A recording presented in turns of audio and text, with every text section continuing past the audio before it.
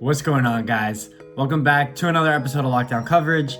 If you guys are new to the channel, my name's Daniel. On today's episode, I'm discussing your Miami Dolphins loss against the Denver Broncos. And before I really get into this video, I wanted to say that you Miami Dolphins fans are legit schizophrenic and bipolar, and I forgot what it was like for the Dolphins to lose a game because we've been winning so much. But I do have to say that you guys lose it after a loss, and I'm gonna say this confidentially so you guys don't cancel me for some reason, but the Dolphins loss was not as big a deal as you guys anticipated. The Dolphins won 5 in a row. We went up to Denver in a place on the road where we haven't played well in the past, just to put it in simple terms, and Drew Lock was playing their starting quarterback. The Denver Broncos defense is a capable defense, and they shut down this Dolphins offense. It's pretty much that simple, and not much else there is to prove for the Dolphins team. And the one thing that did concern me, and again, this is me actually getting into the video, is that Tua Tagovailoa was benched. And everyone did make big remarks and big complaints as to why did we bench him if Brian Flores came out a few weeks ago and said by himself that no, this is not a tryout. And it was basically to say that the Dolphins were struggling with Tua at quarterback yesterday and we needed a spark to get anything going in the game. And Brian Flores, being the good coach that he is, Ryan Fitzpatrick came in the game and as it is had more passing yards than Tua Tagovailoa in half of a quarter of football, and he led the Dolphins down the field in the 2 drives that he did play, and he almost scored a touchdown who tied the game and forced overtime. Again, Tua struggled, and we did give up 6 sacks to him.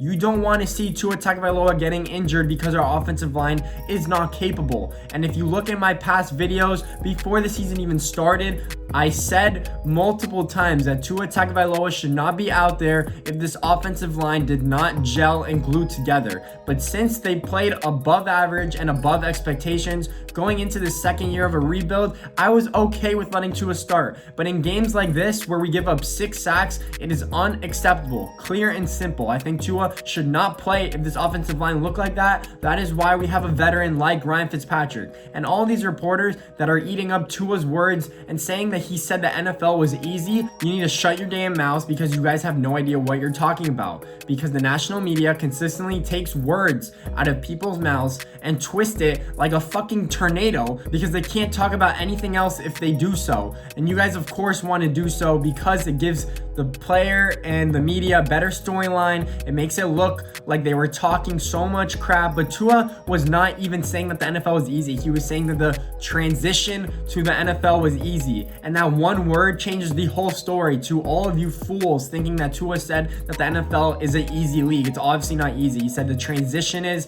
he is coming off a catastrophic injury as well. He's also pointing to that transition in terms of getting healthy and playing up to speed. Tua's always been a good player. I still think he did really good yesterday of getting the ball out of his hands early, and he notices the blitz really well. He's a fast and twitchy player. Just how much can you do when they're consistently blitzing and doing simple stunt moves to get our offensive line confused? And if our line cannot handle stunts, like little stunts, and if you don't know what a stunt is, it's when your defensive tackle and defensive end cross pass to get the offensive line confused and not knowing who to block. The Dolphins couldn't handle it, and there's only so much Tua could do to escape pressure. So that is my point with the Tua situation. He is going to be the starting quarterback against the New York Jets, and I want to see this line. I would slap them all across the face if I could to get them focused on this next game because they can't play like they did. These are a bunch of rookies, and they are hitting their rookie walls.